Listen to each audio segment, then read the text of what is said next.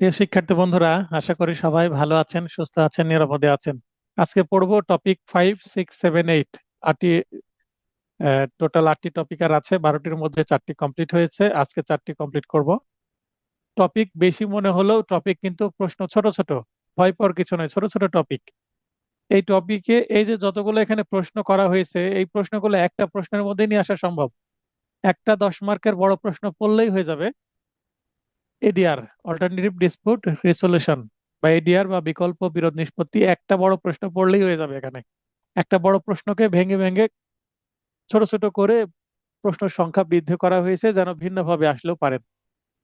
যেমন বিকল্প বিরোধ নিষ্পত্তি সম্পর্কে বিস্তারিত আলোচনা করুন, এটা যদি পড়ে নেন, এটার মধ্যে মধ্যস্থতা কাকে বলে, সালিস কাকে বলে, আপিলে মোকদ্দমায় বিকল্প বিরোধ নিষ্পত্তি করার সুযোগ আছে কিনা, তারপরে কারা মধ্যস্থতাকারী হিসাবে নিয়োগ পেতে পারেন এবং কারা মধ্যস্থতাকারী হিসাবে নিয়োগ পেতে পারেন না, এই সবগুলো বিধানই 1 নম্বর প্রশ্নের মধ্যে মোটামুটি চলে আসছে। বিকল্প বিরোধ নিষ্পত্তি বিধানটি প্রবর্তনের উদ্দেশ্য বা সুবিধা হলো কি, এইটা কিন্তু নতুন প্রশ্ন। তাছাড়া একের মধ্যে প্রায় 1, 2, মানে 2, 3, 4, 5 এগুলো চলে আসবে। তার মানে একটা বড় প্রশ্ন, একটা ছোট প্রশ্ন পড়তে হবে। এই প্রশ্নটি শুরু করার আগে আলবার্ট আইনস্টাইনের একটা বক্তব্য দিয়ে শুরু করেছি। পিস কার্ন বি কিপড বাই ফোর্স, জোর করে কখনো শান্তি নিয়ে আসা যায় না। It can only achieved by understanding, সমঝোতা বা বোঝাপড়ার মধ্যে দিয়ে কিন্তু সমস্যা সমাধান করা সম্ভব। তো আইনস্টাইনের এই উক্তির সঙ্গে একমত হয়ে আমরা বলতে পারি পারস্পরিক সমঝোতায় একটি জটিল সমস্যাও সহজে সমাধান করা যায়। কোনো মামলায় যদি কন্টেস্ট হয়, হয় বাদী জিতবে অথবা আসামি জিতবে, কিন্তু যদি আপোষ মীমাংসা হয় তাহলে উইন উইন সিচুয়েশন হবে, উভয় পক্ষই জিতে যায়। মামলায় আপোষ হলে উভয় পক্ষেরই স্বার্থ রক্ষিত হয়। আইন ও বিচার বিভাগ ন্যায় বিচার প্রতিষ্ঠাকল্পে বিকল্প বিরোধ নিষ্পত্তি বিধিমালা প্রণয়ন করে এবং দেশের প্রচলিত আইনগুলোর মধ্যে একে সংযুক্ত করে, সিপিসির মধ্যে আছে। আইন ব্যবস্থায় এক যুগান্তকারী পদক্ষেপ গ্রহণ করেছে এই কাজের মাধ্যমে, যা ন্যায় বিচার প্রাপ্তিকে আরো বেগবান ও ত্বরান্বিত করেছে। দ্রুত ন্যায় বিচার পাওয়া যাচ্ছে এই কারণে। বিকল্প বিরোধ নিষ্পত্তিটা কি এবার আমরা পড়বো। আইন সিদ্ধ মানে বৈধ, এটা পদ্ধতি মেনে ও সহমত পোষণ করে আদালত বা সাধারণ আইনি প্রক্রিয়ার বাইরে গিয়ে, মানে যে জেনারেল প্রসিডিউর আছে সিপিসির, তার বাইরে গিয়ে বিকল্প ভাবে পক্ষগণের বিরোধ বা সমস্যার নিষ্পত্তিকরণই বিকল্প বিরোধ নিষ্পত্তি। বিকল্প বিরোধ নিষ্পত্তির সংজ্ঞা দিয়ে দিলাম, কাকে বলে এর উত্তর দিলাম, যাকে ইংরেজিতে অল্টারনেটিভ ডিসপিউট রেজলিউশন বা এডিআর বলা হয়। বিকল্প বিরোধ নিষ্পত্তিকে রেস্ট্রোস্পেকটিভ জাস্টিস এর সঙ্গে তুলনা করা যেতে পারে। রেস্ট্রোস্পেকটিভ জাস্টিস কি, মানে আগেই যেটার ন্যায় বিচার হয়ে যায়, যেখানে পক্ষগণকে পরস্পরের সম্মুখে বসিয়ে ঘটনার আর্থসামাজিক ও মানসিক কারণ খোঁজা হয়, কি কারণে এই মামলা উদ্ভব হয়েছে সেটা বোঝার চেষ্টা করা হয়।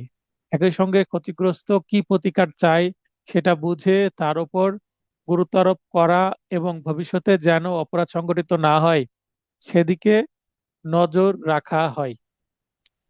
এখানে অপরাধ বলতে সমস্যা সৃষ্টি না হয় এই কথাটা বলতে পারেন, অপরাধটা কেটে দিয়ে ভবিষ্যতে যেন আর বিরোধ সৃষ্টি না হয়, অপরাধ কেটে দিয়ে বিরোধ শব্দটা লিখেন, তাহলে আরো ভালো হবে।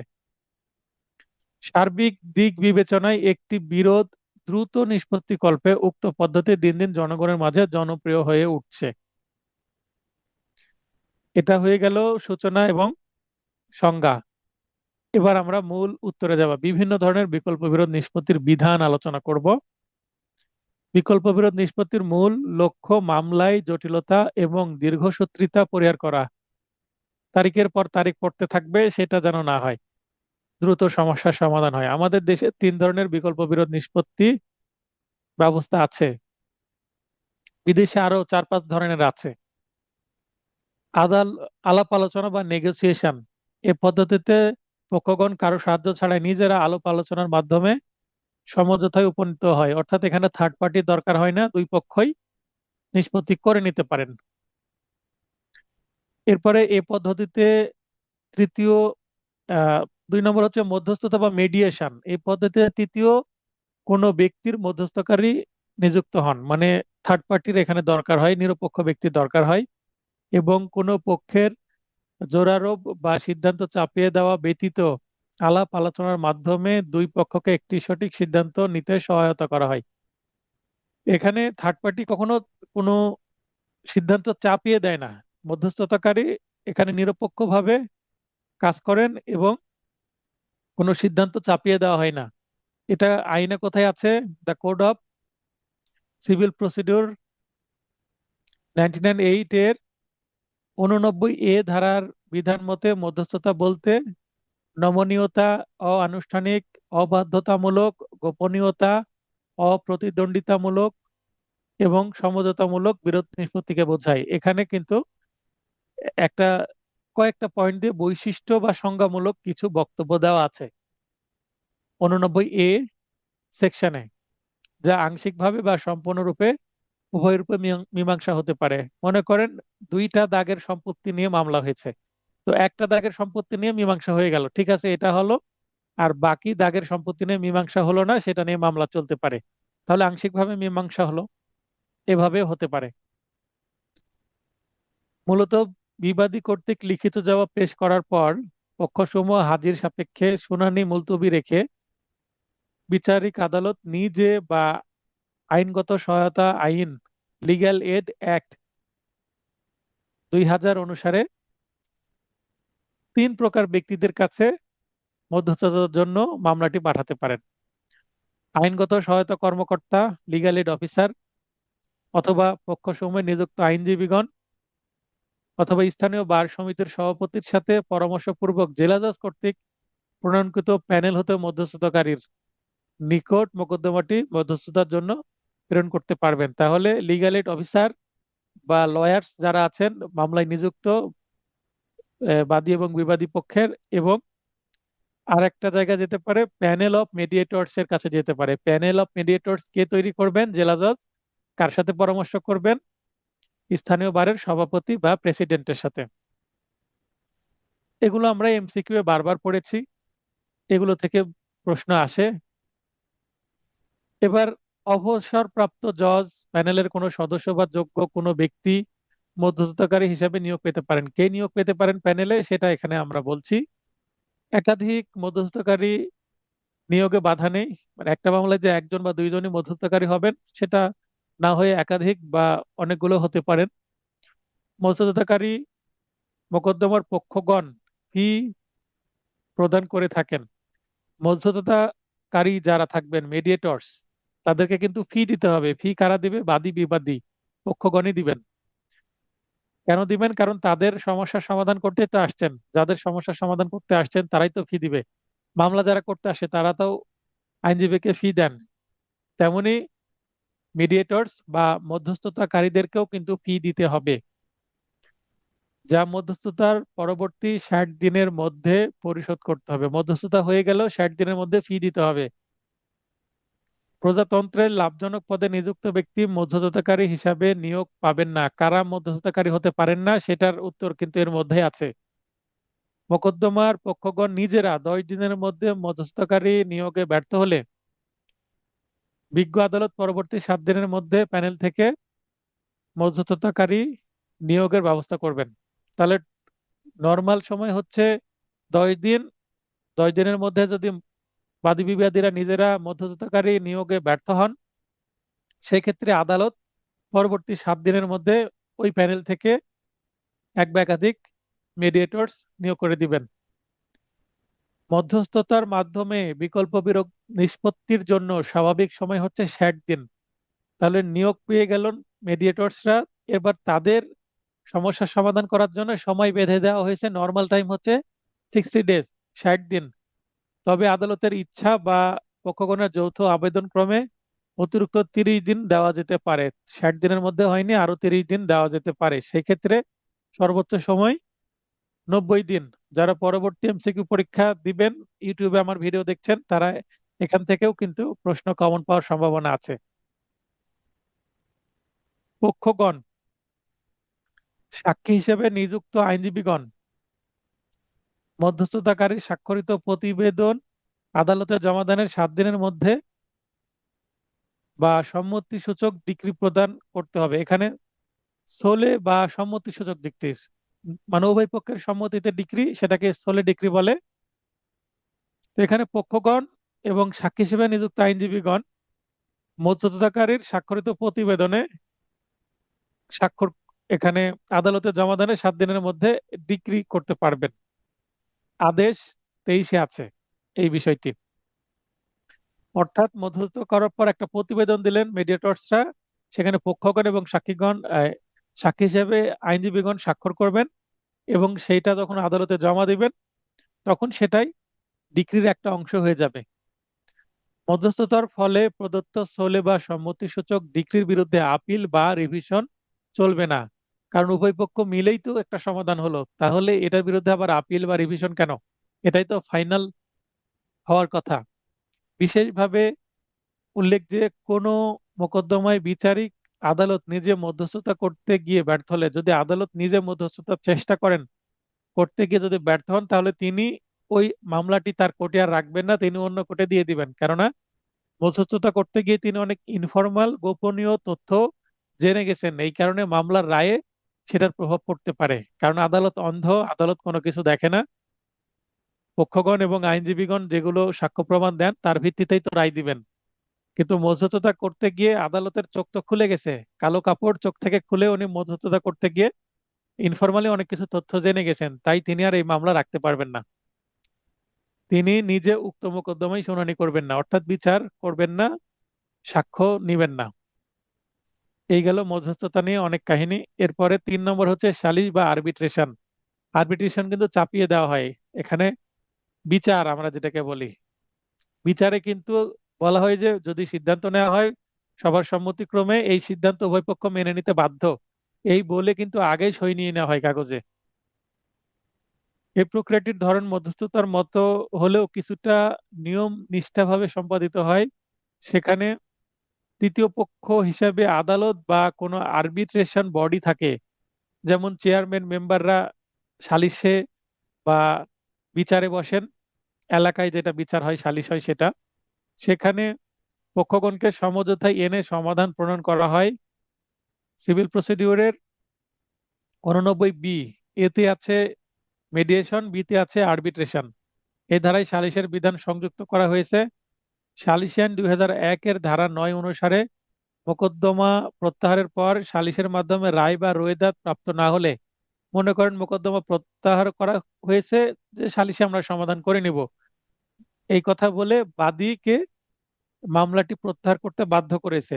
বাদী মামলা প্রত্যাহার বা উইথড্র করে নিয়েছে, পরে সালিসে গিয়ে আর সমাধান হচ্ছে না, অর্থাৎ রায় বা ডিক্রি পাওয়া যাচ্ছে না। উক্ত বিষয়ে পুনরায় মোকদ্দমা দাখিলে পক্ষগণ অধিকারী হবে। মানে সালিসে যদি সমাধান না হয় তাহলে কিন্তু সেইটা আবার নতুন ভাবে মামলা করা যাবে। তাহলে মক্কেলকে কি বলতে হবে? আগে সালিশ করে আসেন, সালিশ করে যদি সালিশের সমাধান হয় তারপরে সে মামলা উত্তোলন করেন। আগে সমাধান হলো না, আগে মামলা তুলে তো বিপদ। যেমন আমরা যৌতুকের মামলায় হাজবেন্ড ওয়াইফের মধ্যে সমাধান হবে, সংসার করছে, 2-3টা ডেট আমরা অবজার্ভ করি যে আপনারা সংসার করেন, মামলা মামলার মতো চলুক। যদি দেখেন যে আর সমস্যা নাই, স্বামী আর জ্বালাতন করছে না, বা আপনাদের সংসারে শান্তি ফেরত এসেছে, তারপরে এসে মামলা উত্তোলন করবেন। সমাধান হয়ে গেল, আজকে মামলা তুলে বাসায় চলে গেলেন, যাওয়ার 2 দিন পরে আবার ঝগড়া, আবার সমস্যা, তাহলে তো হবে না। তাই মামলা চলুক। মামলা চলছে, আদালতে দুই পক্ষ আসছে, হাজির দিচ্ছে, আদালত জিজ্ঞাসা করছেন যে তাদের মধ্যে ঠিকঠাক চলছে কিনা সম্পর্ক, সংসার চলছে কিনা। এটা নিশ্চিত হওয়ার পরেই কিন্তু 2-3 ডেট পরে মামলা উত্তোলন করা হয়। এটা অন্তত আমি করি, যেন আমি বাদী পক্ষে হলে এটা করার চেষ্টা করি, বিবাদী পক্ষ হলেও চেষ্টা করি। কারণ এখানে একটা সংসার ভেঙে যাবে বা তালাক হয়ে যাবে, এটা সহজে কিন্তু আমরা আইনজীবী হিসেবেও চাই না, অন্তত আমি চাই না। আমি বাদী না আসামি পক্ষে আছি সেটা বিষয় না, আমি চেষ্টা করি যেন সংসারটা টেকে। বিশেষ করে যখন তাদের সন্তান থাকে, সেক্ষেত্রে কিন্তু জোর প্রচেষ্টা চালিয়ে যায় যেন সংসারটা হয়। আপিল মোকদ্দমায়, হ্যাঁ, পুরুষ নির্যাতন মামলা হবে, হবে না কেন? পুরুষ নির্যাতন মামলা হবে ডোমেস্টিক ভায়োলেন্স যে আইন আছে, পারিবারিক সহিংসতা আইনে পুরুষ নির্যাতন মামলা হবে। আর এমনিতে যদি পুরুষের গায়ে হাত দেয় তাহলে তো পেনাল কোর্টে মামলা হবেই। আপিল মোকদ্দমায় বা আপিলে মধ্যস্থতা। আরো একটা বিষয়, আমরা সাধারণত দেখি যে স্ত্রী স্বামীর বিরুদ্ধে যৌতুকের মামলা করে, কিন্তু স্বামীও স্ত্রীর বিরুদ্ধে যৌতুকের মামলা করতে পারবে। কোথাও বলা নাই যে স্বামী করতে পারবে না, মামলাতে কোনো নিষেধ করা নাই। এক পক্ষ যদি যৌতুক চায় তাহলে আরেক পক্ষ যৌতুকের মামলা করতে পারবে। অতএব স্বামীও স্ত্রীর বিরুদ্ধে যৌতুকের মামলা করতে পারে। আমাদের রাজশাহী কোর্টে অল্প হয়, খুলনা কোর্টে বেশি হয় শুনেছি। খুলনার কেউ থাকলে বলবেন। মনিরুল ভাই আছেন? মনিরুল ভাই থাকলে হাত উত্তোলন করেন।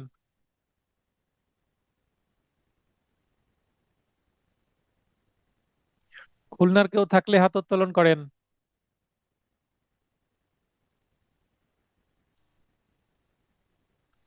খুলনার মনিরুল ভাই ছিল, মেবি উনি এই মুহূর্তে নাই ক্লাসে। আচ্ছা, আপিল মোকদ্দমায় বা আপিলে মধ্যস্থতা করা যায় কিনা? হ্যাঁ, আপিলে মধ্যস্থতা করা যায়। এক্ষেত্রে প্রয়োজনীয় পরিবর্তন, যেটাকে আরবিতে বলে মুটাতিস মুটান্ডিস, মানে প্রয়োজনীয় পরিবর্তন করে নিতে হবে। এটা কোথায় আছে? 89 তে আছে। অর্থাৎ 89 যে ধারা আমরা পড়লাম মধ্যস্থতার মূল মামলায় আপিল, সেই বিধানটাই কিন্তু আপিলে সেম ওয়েতেই করা যায়। উভয় পক্ষ বসে বা প্যানেলের মাধ্যমে বা লিগ্যাল এডে বা আইনজীবীর মাধ্যমে মধ্যস্থতা করা যাবে, সেম আইন। মানে 89 এটাই 89 এর মধ্যে কি যুক্ত করা আছে, রেফার করা আছে। বিকল্প বিরোধ নিষ্পত্তি বিধানটি প্রবর্তনের উদ্দেশ্য বা সুবিধা কি? দেখেন, 1 নম্বর প্রশ্নের মধ্যেই সবকিছু দিয়ে দিয়েছি। যদি 10 নম্বরের জন্য আসে সবকিছু লিখতে হবে আপনাদের। সমস্যা যতই গুরুতর হোক না কেন, তার সমাধানের উত্তম পন্থা হলো সমঝোতা, অর্থাৎ আলাপ আলোচনার মাধ্যমে একটি যথোপযুক্ত সিদ্ধান্তে আসা। বিকল্প বিরোধ নিষ্পত্তির মূল উদ্দেশ্য মামলা মোকদ্দমা জটিলতা পরিহার করা, মামলার অযাচিত ব্যয়ভার হ্রাস করা, পক্ষদের টাকা খরচ হচ্ছেই হচ্ছেই সেটা বন্ধ করা, আইনজীবীর ফি, যাতায়াত ফি। একজন ব্যক্তি আসলে তিনি যদি কর্মে যে কর্ম করতেন সেখানে তার ছুটি নিতে হতে পারে। তিনি যদি কৃষক হন, লেবার হন, তাহলে যদি রিক্সা চালক হন, একটা দিনের পুরো ইনকামটা চলে গেল, উকিল ফি দিতে হলো, আবার যাতায়াত খরচও গেল। সেক্ষেত্রে সবকিছু মিলে একটা মামলা একটা ব্যক্তির একটা সাধারণ হাজিরার দিনেও কিন্তু 2 থেকে 3 হাজার টাকা খরচ হয়ে যেতে পারে। আবার এক জেলা থেকে অন্য জেলায় গেলে তো খরচের মানে পরিমাণটা আরো বেড়ে যায়। পক্ষগণের মধ্যে সম্প্রীতি সৃষ্টি হয়। পূর্বে জমি জমা, পূর্বে বানানটা ঠিক করে নেবেন। পূর্বে জমি জমা সংক্রান্ত বা পারিবারিক বিষয়ক মামলাসমূহ বছরের পর বছর আটকে থাকতো এবং মীমাংসায় অসম্ভব হয়ে যেত। এখনো আছে, কিন্তু বলা হচ্ছে যে বিকল্প বিরোধ নিষ্পত্তি বিধানের নিয়মানুসারে 60 দিনের মধ্যে মধ্যস্থতা নিষ্পত্তি করা হবে। তার মধ্যে না হলে 30 দিন আদালত কর্তৃক বর্ধিত করা যাবে, অর্থাৎ 90 দিনের মধ্যে একটি মামলা নিষ্পত্তি করা সম্ভব হচ্ছে। তাহলে আগে যেখানে বছরের পর বছর, সেখানে এখানে সর্বোচ্চ 90 দিনের মধ্যে করা যাচ্ছে। এরকম কিছু সহজ বক্তব্য দেওয়া আছে। তাহলে পড়লে বুঝতে পারবেন যে মধ্যস্থতা বা বিকল্প বিরোধ নিষ্পত্তির উদ্দেশ্য কি। বিকল্প বিরোধ নিষ্পত্তি বলতে এখানে 3টা বিধানই আমাদের মনে রাখতে হবে। এক হচ্ছে নেগোসিয়েশন, মানে পরস্পরের আলাপ আলোচনা। 2 নম্বর হচ্ছে মধ্যস্থতা বা মেডিয়েশন, এবং 3 নম্বরে হচ্ছে আরবিট্রেশন বা সালিস। তো 3টার উদ্দেশ্য কিন্তু এর মধ্যে দেওয়া আছে, পড়ে নেবেন তাহলে বুঝতে পারবেন। আর যারা এত লিখতে পারবেন না একটু কমিয়ে নেবেন, তাহলে হবে নিচ থেকে। মধ্যস্থতা কাকে বললে অলরেডি আমরা পড়ে ফেলেছি। হ্যাঁ, পলে আপু বলেন। স্যার, আমরা তো তিন ধরনের বিধান দেখছি, তাই না? আলাপ হ্যাঁ, আলোচনা, মধ্যস্থতা, সালিস। তাহলে এই যে আর একটা থাকছে আপিলে মধ্যস্থতা, ওটা তো এটা মধ্যস্থতাই। ও ওটা ওটা তো মধ্যস্থতা ওইটা। এর আগে 3টা আমরা যেটা পড়ছি, আগের মধ্যস্থতাটা হচ্ছে 89 অনুসারে হচ্ছে মূল মামলায় মধ্যস্থতা।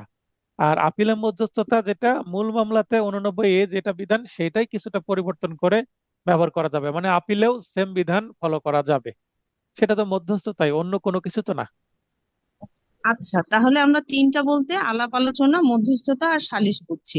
স্যার, আলাপ হ্যাঁ, আলোচনার তো কোনো ধারা নাই, আলাদা কোথাও তো বলা নাই এটা, না? বাংলাদেশে প্র্যাকটিস হয়। কিভাবে প্র্যাকটিস আচ্ছা। হয়? মনে করেন যে মামলা, এখানে মধ্যস্থতার জন্য বা এডিআর এর জন্য একটা ডেট পড়ে। তো এখানে জি। ফর্মালি কোর্ট কোনো মধ্যস্থতা নিয়োগ করলো না। তারা পরবর্তী ধার্য তারিখে এসে বলল যে স্যার, আমরা নিজেদের মধ্যে কথা বলে নিয়েছি, আমরা এই মামলাটা স্থলে সূত্রে নিষ্পত্তি করতে চাই। তখন উভয় পক্ষের আইনজীবী বসে কি করে, বাদীরা যেটা বললো তাদের বক্তব্য লিখে দেয়। লিখে দিয়ে উভয় পক্ষের সই এবং উভয় পক্ষের আইনজীবী সই করে, বাদী পক্ষের আইনজীবী এই যে আপোসনামা, একটা আপোসনামার শর্ত জি সহ জি, যে সোলেনামা যার ডিক্রি যেটা। ছোলেনামা, ছোলেনামা যে যেটার মধ্যে উভয় পক্ষের স্বাক্ষর থাকে, এবং এখানে শর্ত থাকে কিছু, যে শর্তের মধ্যে উভয় পক্ষের স্বার্থ নিহত থাকে। বুঝতে পেরেছেন? তো এটা তো জি। নিজেরাই নিজেদের মধ্যে আলোচনা করেছে। আচ্ছা ওটা আচ্ছা, হচ্ছে, ঠিক। যদিও সেটা সিপিসি তে নাই, কিন্তু আপনার আরো একটা আছে, কনসিলিয়েশন আছে। 5-7 প্রকারের মধ্যস্থতা হয় এডিআর, কিন্তু সিপিসি তে বিশেষ করে মধ্যস্থতাকে হাইলাইট করা হয়েছে। জি জি। কারণ মধ্যস্থতা সবচেয়ে ভালো এবং সুন্দর। মধ্যস্থতা নিয়ে কিন্তু বক্তব্য বেশি আছে পড়া, সালিসি নিয়েও খুব একটা নাই। কারণ সালিসির জন্য সালিসি আচ্ছা আইন আলাদা আছে, এই কারণে এখানে আর বেশি টানা হয়নি। আচ্ছা। আবার আপনার নেগোসিয়েশন নিয়েও কিন্তু আলোচনা আছে, সেটা অন্য আইনে, এই আইনে নাই। আমাদের এই আইনে এতটুকু মানে বাংলাদেশে প্রচলিত আছে বলে সেটা আমি নিয়ে আসছি। কনসিলিয়েশন খুব একটা প্রচলিত নয় বাংলাদেশে, তাই আমি কনসিলিয়েশন নিয়ে আসি। ঠিক আছে। ওকে, থ্যাংক ইউ স্যার। আচ্ছা, তো এখানে দেখেন এই প্রশ্নটার উত্তরটা অনেক বড়। 10 নম্বর, 10 নম্বরের জন্য একটা পারফেক্ট উত্তর। যদি বড় বলেন, কিন্তু খুব একটা বড় না। হ্যাঁ, এই উদ্দেশ্য দিয়ে উদ্দেশ্যটা একটু বড় মনে হচ্ছে, তো এটা খুব একটা বড় না। এবার এই বড় প্রশ্নটা 10 নম্বরের জন্য আসলে এই পুরোটা পড়বেন, পুরোটা লিখতে না পারলে অন্তত 90% লেখার চেষ্টা করবেন এখান থেকে। এবার আমি বলি,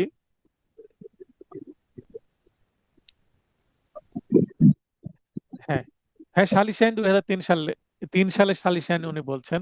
আচ্ছা, আমি ওটা দেখে কারেকশন করে দিব যদি প্রয়োজন হয়। তো আমার তো 2001 সালের মনে হচ্ছে, আর 2000 সালের হচ্ছে আইনগত সহায়তা আইন। আচ্ছা, যদি শুধু মধ্যস্থতা চাই, 1 নম্বর প্রশ্নে মধ্যস্থতা নিয়ে যে গল্প আমরা শুনলাম সেটা সংক্ষিপ্ত ভাবে দিয়ে দিবেন। 3 থেকে 5 নম্বরের জন্য এতটুকু উত্তরই যথেষ্ট। আর সালিসি কি, সেটা 89 বি আছে। সালিসি আইন 2001 আমি এখানে বলছি, আর উনি সালিসি আইন 2003 বলছেন। আচ্ছা, সেটা আমি দেখে ঠিক করে দিচ্ছি যদি সেটাই হয়। আপনারা যদি কোনো কিছু বলতে চান তাহলে শিওর হয়ে বলবেন, হ্যাঁ। কারণ আমি এখানে লিখেছি যেটা, সেটা আমি তো এই মুহূর্তে ক্লাসে ঢোকার আগে আর সেটা চেক করিনি কো। তো একটা সাল ভুল হতেই পারে। আইনের যে কোর বিষয়, সেইটা কিন্তু ভুল হয় না। এখানে স্বপন ভাই বলছে 2001 সঠিক, একটু আগে আরেক ভাই বলছে 2003। তাহলে আপনারা কেন সঠিকটা না জেনে আমাকে কনফিউজ করছেন? আবারও আপনাদেরকে আমি সতর্ক করছি যে আপনারা যেমন গতকালকের ক্লাসে মনিরুল ভাই বলছিলেন যে উনি পেয়েছেন আমার নোটে, মানে উনি কথা কিভাবে বলেছেন আমি বুঝতে পারেননি, কিন্তু ওনার কথা শুনে আমার মনে হয়েছে যে আমার নোটে ভুলটা আছে কি। আমার নোটে কোথাও লিখা নাই যে দায়রা জজ অগ্রিম জামিন দিতে পারেন, মানে আগাম জামিন দিতে পারেন। ক্লাস টেস্টের সমাধানের কথা বলছিলাম। তো এখানে আমার নোটে আমি কোথাও লিখিনি, দাবি করিনি। কিন্তু অন্য একটা বাজারের খুবই দামি নোটে, মানে মানসম্মত নোটে এটা লেখা আছে দায়রা জজ দিতে পারেন। কিন্তু বাস্তবে তো দায়রা জজ কখনো আমি দিতে দেখিনি। প্র্যাকটিস যেটা সেটা আমি বলবো, হাইকোর্টই দেয়। কখনো দায়রা জজ আগাম জামিন দেয় না। আগাম জামিন যদি দায়রা জজ দেন, সেক্ষেত্রে কিন্তু আমরা কেন হাইকোর্টে যাব? দায়রা জজ থেকেই নিব। হ্যাঁ, রাজ্জাক ভাই। জি স্যার, আমার এটা নিয়ে কনফিউশন ছিলাম। সেটা হলো আমি বেয়ার একটাও পেয়েছি, দায়রা জজ এবং হাইকোর্ট আর কি। হ্যাঁ, এখন আর আপনার একটা এখানে নোটে কোথায় জানি না না না, এখানে বিআর অ্যাক্টে কোথাও অগ্রিম জামিন বা অ্যান্টিসিপেটরি বেলের কথা লিখাই নেই। তাহলে আপনি পেলেন কি করে? 498 ধারায় লেখা আছে দায়রা জজ এবং মহামান্য হাইকোর্ট। হ্যাঁ, 498 ধারায় দায়রা জজ এবং মহামান্য হাইকোর্ট জামিন দিতে পারেন যে কোনো মামলার, এই কথা বলা আছে, কিন্তু আগাম জামিনের কথা বলা হয়নি। সেটা মিস কেসের আমরা তো রেগুলার হচ্ছে জামিনের আগাম কথাই জামিন বলা হয়েছে। হিসেবে 498 ধরি আর কি, এই পারপাসে বলা। না না না না না, ম্যাজিস্ট্রেট কোর্ট জামিন দিল না, সেই ক্ষেত্রে আপনি যে দায়রা জজ আদালতে মিস কেস করবেন সেটা কত ধারায়? 498 ধারায়। দায়রা আদালত জামিন দিল না, আপনি মহামান্য হাইকোর্টে যাবেন, বলেন না হাইকোর্ট থেকে জামিন করাতে হবে, কত ধারায় যান? জি সেটাও মিস কেস। ফৌজদারি মিস কেস, ক্রিমিনাল মিস মামলা, সেটাও 498 ধারায়। বেয়ার অ্যাক্টের কোথাও অ্যান্টিসিপেটরি বেল বা আগাম জামিনের কথা উল্লেখ নাই, বা গ্রেপ্তার পূর্ব জামিনের কথা উল্লেখ নাই। আগে ছিল, আচ্ছা, ক্লিয়ার এখন হলাম নাই। স্যার। জি স্যার, বুঝতে পেরেছি। ঠিক আছে, সেইটা জি স্যার, আপনার থ্যাংক ইউ। প্র্যাকটিস থেকে গেছে, শুধু হাইকোর্টে আগাম জামিন দেয়।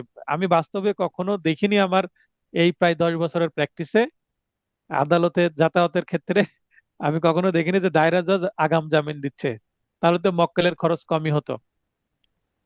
তো ঠিক আছে, আমি বলবো যে আপনারা বিয়ার অ্যাক্ট এবং বিয়ার অ্যাক্টের ইংলিশটা দেখবেন, এবং এই ধরনের ছোট ছোট যে বিয়ার অ্যাক্ট গুলো আছে, ছোট চিকন বিয়ার অ্যাক্ট থেকে আপনারা দেখে আমাকে মন্তব্য করবেন না, এবং বাজারে কোনো গাইড থেকে আমাকে মন্তব্য করবেন না। অন্তত লাইভ ক্লাসে মন্তব্য করবেন না, আমাকে মেসেজে দিতে পারেন যে স্যার এই গাইডে এটা দেখলাম, একটু দেখে দেন। আমাকে মেসেজ করা যাবে। লাইভ ক্লাসে অন্য কোনো গাইডের তথ্য নিয়ে আমাকে কনফিউজ করবেন না দয়া করে। কারণ আমি পড়াচ্ছি আমার যেটা নোট রেডি করছি সেখান থেকে। নোটে যদি কোনো কিছু ভুল থাকে সেটা আমাকে বলবেন। তার আগে আপনাকে অবশ্যই শিওর হতে হবে। কোথা থেকে শিওর হবেন?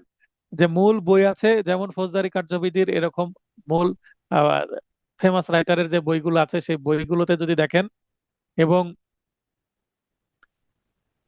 ইংরেজি যে অংশটুকু আছে আইনের সেখানে যদি দেখেন, আবার আপনারা কি করতে পারেন, ওয়েবসাইট আছে, বাংলাদেশ সরকারের ওয়েবসাইট আছে যেখানে সকল আইন দেওয়া আছে, সেখানে দেখতে পারেন। সেখানে যদি আমার নোটের সাথে কোনো মানে সাংঘর্ষিক কোনো কিছু আমি লিখে থাকি তাহলে আমাকে বলবেন, আমি ঠিক করব। আমি স্বীকার করছি যে নোটের দু এক জায়গায় ভুল থাকতেই পারে, ছোটখাটো। আচ্ছা, তাহলে আরবিট্রেশন নিয়ে প্রশ্ন আসলে এভাবে ছোট করে দিবেন, 2-3 নম্বরের জন্য যথেষ্ট উত্তর হবে। আপিল মোকদ্দমায় এখানে নিষ্পত্তি করার সুযোগ আছে কিনা সেটাও অলরেডি আমরা পড়ে ফেলেছি, সেটাও আছে। যারা মধ্যস্থকারী হিসাবে নিয়োগ পেতে পারেন, এইটাও আছে, কিন্তু আমি 1 নম্বর প্রশ্নের মধ্যে এখানে একটু আমি আরো বিস্তারিত করেছি। The code of civil procedure 1908 এর 89 ধারার বিধান মতে কারা কারা মধ্যস্থকারী হিসাবে নিয়োগ পেতে পারেন? 1 নম্বর, বিচারিক আদালত নিজে, আইন সহায়তা কর্মকর্তা, পক্ষগণ সমূহের নিযুক্ত আইনজীবীগণ, স্থানীয় বার সমিতির সভাপতির সাথে পরামর্শপূর্বক জেলা জজ কর্তৃক প্রণীত প্যানেলের সদস্যবৃন্দ, অবসরপ্রাপ্ত জজ, যোগ্য কোনো ব্যক্তি বা এখানে যোগ্য অন্য কোনো ব্যক্তি কথাটা যুক্ত করলে ভালো হবে, এভাবে লিখলেও সমস্যা নাই। তাহলে যোগ্য কোনো ব্যক্তি মধ্যস্থতাকারী হিসাবে নিয়োগ পেতে পারেন, বা যোগ্য যে কোনো ব্যক্তি এভাবে লেখা যেতে পারে। তাহলে এখানে 6টা পয়েন্ট দিয়েছি আমি। এবং যারা মধ্যস্থতাকারী হিসাবে নিয়োগ পেতে পারেন না, এমসিকিউ এর জন্য গুরুত্বপূর্ণ প্রশ্ন, এটা ভাইবার জন্য গুরুত্বপূর্ণ প্রশ্ন। প্রজাতন্ত্রের লাভজনক পদে নিযুক্ত কোনো ব্যক্তি মধ্যস্থতাকারী হিসাবে নিয়োগ পেতে পারেন না, এটা কিন্তু যতটুকু আমি এর মধ্যে পড়লাম সবকিছুই 89 এর মধ্যে দেওয়া আছে। উদ্দেশ্য ও সুবিধা কি, এটাও 1 নম্বর প্রশ্নের মধ্যে আছে। তার মানে 1 নম্বর প্রশ্নে পড়লে আপনার সব প্রশ্নের উত্তরই হয়ে যাচ্ছে। তবে এখানে দেখেন, উদ্দেশ্যটাকে এবার আমি কি করেছি, ঢালা না লিখে পয়েন্ট আকারে লিখেছি। এখন যদি আপনারা বলেন যে 1 নম্বর প্রশ্নের মধ্যে যে উদ্দেশ্য বা সুবিধা দিলেন, সেখানে যদি আমি এই অংশটুকু দিয়ে দিই উপরে উপরে এভাবে ঢালা না লিখে এই পয়েন্ট আকারে যদি দিয়ে দিই, যেমন এই যে পক্ষগণের মধ্যে সম্প্রীতি সৃষ্টি, মামলার অযাচিত ব্যয়ভার হ্রাস করে, এগুলো কিন্তু আছে, সেখানে ঢালাভাবে আছে, এখানে পয়েন্ট আকারে দিয়েছি। তার মানে দুই স্টাইলে আপনি ফলো করতে পারেন। যদি 10 নম্বরের জন্য প্রশ্ন আসে, উপরে উদ্দেশ্যটা ওইভাবে না লিখে আপনি এই অংশটুকু উপরে নিয়ে গেলেন। আশা করি আমি বোঝাতে পেরেছি। আর যদি এমনিতেই সুবিধা চাওয়া হয় 5 নম্বরের জন্য, আপনি এই 7টা পয়েন্ট দিয়ে দিবেন। প্রথম টপিক শেষ। টপিক 6, অ্যাডজর্নমেন্ট বা মুলতবি বা কার্যক্রম স্থগিত। আজকে আর হবে না, আগামী দিন হবে। এই মামলা আজকে আর হবে না, আর আগামী দিন হবে, তারিখ পড়ে যাবে। এটাই হচ্ছে মুলতবি, আজকে শেষ করা গেল না। মোকদ্দমা মুলতবি সংক্রান্ত বিধান বিস্তারিত আলোচনা করুন। মুলতুবি শব্দের অর্থ কি? বিরতি দেওয়া, একটানা আর চলছে না, সময় নাই বা অন্য মামলা করতে হবে, অন্য দিন হবে আবার পরবর্তী ধার্য তারিখে, এটা হচ্ছে মুলতবি। মোকদ্দমার শুনানির বিভিন্ন পর্যায়ে পক্ষগণের সুবিধা ও তাদের আবেদন ক্রমে মোকদ্দমার শুনানি স্থগিত রাখা হয় এবং পরবর্তী ধার্যকৃত দিনে পুনরায় শুনানির কার্যক্রম চলতে থাকে। এখানে একটা পয়েন্ট দেখবেন, শুনানির বিভিন্ন পর্যায়ে বা যে কোনো পর্যায়ে এই মুলতবি হতে হবে, বিভিন্ন পর্যায়ে বা যে কোনো পর্যায়ে। মোকদ্দমার যে কোনো পর্যায়ে আদালতকে উপযুক্ত কারণ প্রদর্শন করলে অলরেডি যে কোনো আবার চলে আসছে দেখেন, আদালত মোকদ্দমার যে কোনো পক্ষকে সময় মঞ্জুর করতে পারেন, যে কোনো পক্ষ বলতে বাদী বিবাদী উভয়, এবং সময় সময় মোকদ্দমার শুনানি মুলতবি রাখতে পারে। শুনানি মুলতবি রেখে আদালত মূলত আবেদনকারীর পক্ষকে সময় মঞ্জুর করেন। তাহলে যিনি আবেদন করছে তাকে সময় মঞ্জুর করছেন, আমরা সংক্ষেপে বলি টাইম পিটিশন দিয়েছি ইংরেজিতে। মক্কেলরা বোঝে স্যার আজকে আসতে পারবো না, অসুস্থ বা দূরে বা এই সমস্যা ওই সমস্যা, হ্যাঁ, একটা টাইম পিটিশন দিয়ে দেন। সময়ের আবেদন বলে না, বলে টাইম পিটিশন। সে শিক্ষিত হোক অশিক্ষিত হোক, যার দু একটা মামলা আছে বা পরপর কয়েকবার এসেছে, টাইম পিটিশন কি সে খুব ভালোভাবেই বোঝে। তো এই হচ্ছে টাইম পিটিশন সিভিল মামলার, যেটা আছে অর্ডার 17, আদেশ 17-তে মুলতবি বিষয়ে বলা হয়েছে। এই আদেশের বিধি 1-এর উপবিধি 1 অনুযায়ী আদালত মামলার যে কোনো পর্যায়ে উপযুক্ত কারণ থাকলে কোনো পক্ষের আবেদনের ভিত্তিতে শুনানি শুনানি মুলতবি করতে শুনানি মূল শুনানি মুলতবি মঞ্জুর করতে পারেন। দুঃখিত, তার মানে টাইম পিটিশন দিলে সেইটা গ্র্যান্ট করবেন। তবে উপবিধি 6 অনুযায়ী আদালত যদি স্বেচ্ছা প্রণোদিত অর্থাৎ সুমোটো হয়ে শুনানি মুলতবি করেন তবে তার কারণ লিপিবদ্ধ করবেন। পক্ষ যদি আবেদন করে তাহলে তো টাইম পিটিশন মঞ্জুর করবেন, আর পক্ষ আবেদন করলো না, আদালতেরই আজকে কি নাই, সময় নাই, তাই তিনি নিজে থেকে মুলতবি করে দিবেন এবং কেন মুলতবি করা হলো সেটা উল্লেখ করবেন, সুমোটো হয়ে, স্বেচ্ছা প্রণোদিত হয়ে, নিজ ইচ্ছায়, নিজ থেকেই। এটা গেল মুলতবির সংজ্ঞা এবং আইনগত প্রাসঙ্গিক আইনও দিয়ে দিলাম, আদেশ 17 বিধি 1, উপবিধি 1 এবং 6। মুলতবির ভাগ, মুলতবির ভাগ বা মুলতবির প্রকার বা মুলতবির পর্যায়, কোন কোন পর্যায়ে মুলতবি দেওয়া যায়। 17 এর অধীনে মামলার শুনানি মুলতবি দুই ভাবে ভাগ করা যায়। কি দুই ভাগ? চূড়ান্ত শুনানি এর আগের পর্যায়ে মুলতবি অর্থাৎ পিএইচ এর আগে, বিধি 1 উপবিধি 3, এবং চূড়ান্ত শুনানি বা প্রিএম্পটরি হিয়ারিং বা পিএইচ পর্যায়ে, পিএইচ শুরু হয়ে গেছে, মুলতবি বিধি 1-এর উপবিধি 4-এ আছে এটা। এরপরে আমরা এই দুইটাকে ব্যাখ্যা করব। এই যে উপরে 1 2, এবার 1, চূড়ান্ত শুনানি এর আগের পর্যায়ে মুলতবি,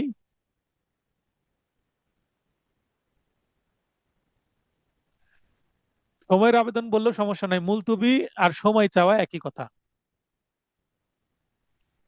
তবে ড্রাফটিং এ কি লিখতে হবে সেটা ড্রাফটিং অংশে আমি বলে দেব। প্রতিপক্ষ, এখানে প্রতিপক্ষকে খরচ ছাড়া, আগে ছিল 6, এবার হয়ে গেছে 4 বার, 2025 সালের 8 মে অ্যামেন্ড হয়েছে। অর্ডিনেন্স, যেহেতু এখন সরকার নাই, এখানে পার্লামেন্ট তো কি করেনি, আইন করেনি, এখন যতগুলো আইন হচ্ছে সবগুলোই কি অর্ডিনেন্স, রাষ্ট্রপতির স্বাক্ষরে হচ্ছে। 4 বার করে শুনানি মুলতবি মঞ্জুর করতে পারবেন। আর তো আমরা আলোচনা করছিলাম মুলতবি বা টাইম পিটিশন দিলে কয়বার মঞ্জুর হবে, কোন কোন পর্যায়ে, সেটা সম্পর্কে। তো চূড়ান্ত শুনানি বা পিএইচ এর আগের পর্যায়ে অর্থাৎ পিএইচ এর আগে, আগে ছিল খরচা ছাড়া, মানে কোনো কস্ট দিতে হবে না, 6 বার, 6 বার কেটে আপনাদেরকে করতে হবে 4 বার, গতকালকে ক্লাসে বলে দিয়েছি, এবং খরচা সহ 3 বার, যেটা পরিবর্তন হয়নি, 3 বারই আছে। মুলতবি মঞ্জুর করা যাবে এক্ষেত্রে খরচা হবে সর্বনিম্ন 200, সর্বোচ্চ 1000 টাকা। মানে 200 এর নিচে দেওয়া যাবে না এবং 1000-এর উপরে দেওয়া যাবে না, এর মাঝখানে দেওয়া যাবে। খরচের টাকা অপর পক্ষকে দিতে হবে, অর্থাৎ মামলার এক পক্ষ চূড়ান্ত শুনানির আগের পর্যায়ে সর্বমোট 7টি এই 4, 3, 7 মুলতবি চাইতে পারে, আর দুই পক্ষ মিলে 7 দুগুণে 14 বার মুলতবি চাইতে পারে বা পেতে পারে। তবে প্রতিটি ক্ষেত্রে মুলতবি চাওয়ার জন্য আদালতকে উপযুক্ত কারণ দেখাতে হবে। বিনা কারণে মুলতবি চাইলো আর দিয়ে দিল এমন নয়, আদালতকে কনভিন্স করতে হবে। চূড়ান্ত শুনানি এর পর্যায়ে মুলতবি, সাধারণত চূড়ান্ত শুনানি পর্যায়ে মুলতবি চাওয়া যাবে না, মানে শুনানি কন্টিনিউয়াস চলতে থাকবে। তবে ন্যায় বিচারের স্বার্থে প্রতিপক্ষকে খরচ সহ মোট 3 বার শুনানি মুলতবি মঞ্জুর করা যাবে। অর্থাৎ খরচ ছাড়া কিন্তু একটাও টাইম পিটিশন মঞ্জুর হবে না। খরচ দিলে এবং কারণ দর্শাতে পারলে সঠিকভাবে আদালতকে কনভিন্স করলে 3টি করে পাওয়া যাবে। এক্ষেত্রেও মুলতবি চাওয়ার জন্য আদালতকে পর্যাপ্ত কারণ দেখাতে হবে, এবং খরচ যেটা দেওয়া হবে, বাদী পক্ষ টাইম পিটিশন দিলে বিবাদী পক্ষ টাকা পাবে, বিবাদী পক্ষ টাইম পিটিশন দিলে বাদী পক্ষ টাকা পাবে। আর যদি উভয় পক্ষ একই সাথে শুনানি মুলতবির আবেদন করে তাহলে খরচের টাকা কোথায় যাবে, কে পাবে? উভয় পক্ষই যদি দেয় তাহলে রাষ্ট্রীয় কোষাগারে রাজস্ব হিসাবে জমা হবে, অর্থাৎ সরকার পাবে, রাষ্ট্র পাবে। মুলতবি মঞ্জুর হওয়ার পর কেউ যদি কষ্ট দেওয়া হয়, মনে করেন 1000 টাকা কষ্ট দিল বা খরচা দিতে বললো অপর পক্ষকে, সে টাকা দিতে যদি ব্যর্থ হয় তাহলে কি হবে? বাদী যদি খরচা দিতে ব্যর্থ হয়, বাদীর মামলাটা খারিজ বা ডিসমিস হয়ে যাবে। টাইম পিটিশন দিল, 1000 টাকা কষ্টে মঞ্জুর হলো, পরবর্তী ধার্য তারিখে আর টাকা দিচ্ছে না, সেক্ষেত্রে মামলা খারিজ করে দিবে। আবার বিবাদী পক্ষকে আদালত খরচা সহ মুলতবির আবেদন মঞ্জুর করলে তিনি যদি তা অপর পক্ষকে দিতে ব্যর্থ হন, বিবাদী পক্ষ যদি টাকা না দেয় তাহলে মামলা একতরফা করে দিবে, অর্থাৎ এই মামলা থেকে বিবাদীকে বের করে দিবে। এক্সপার্টে ডিগ্রি হবে, অর্থাৎ বিবাদীর আর জেরা করার সুযোগ থাকবে না, বিবাদী এই মামলাতে আর জবানবন্দি দিতে পারবে না। অর্থাৎ এখানে একটা শাস্তি স্বরূপ, বাদীর মামলা খারিজ হয়ে গেলে বাদীর ক্ষতি, আর মামলা যদি এক্সপার্টে হয় তাহলে বিবাদীর ক্ষতি, এভাবে। তবে এই অবস্থায় ক্ষতিগ্রস্ত পক্ষ এই খরচা না দেওয়ার কারণে যদি মামলা খারিজ হয়ে যায় বা একতরফা হয়ে যায় তাহলে মামলাটি খারিজ থেকে উত্তোলন বা দোতরফা থেকে একতরফা করার জন্য 30 দিনের মধ্যে 2000 টাকা খরচ প্রদান করে আবেদন করলে মামলাটি আবার পুনর্জীবিত হবে, অর্থাৎ খারিজ মামলা আবার গ্রহণ করা হবে। এই খরচের টাকা অপর পক্ষকে প্রদান করতে হবে। মুলতবির পর নির্দিষ্ট দিনে হাজির না হওয়ার ফলাফল কি হবে? বিধি 2 আছে, আদেশ 17 বিধি 2।